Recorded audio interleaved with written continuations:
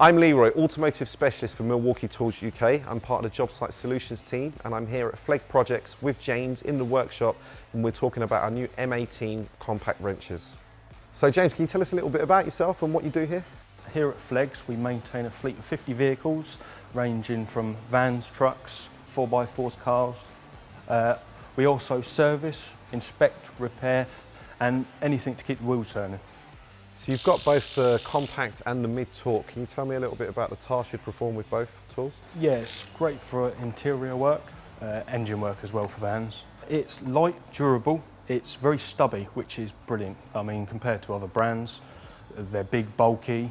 The slightly bigger one is great for HGV, heavy commercials, airbags, brake chambers, tie rod ends. The power is amazing for such a small gun.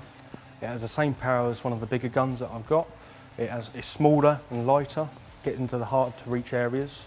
So as well as its new compact design, it also has a new LED setup. Can you tell me how that would benefit you on the job? Yeah, I don't need to go back to my toolbox and get a head torch. It's all built in there, ready. It's great for lighting up really dark spaces. I love it.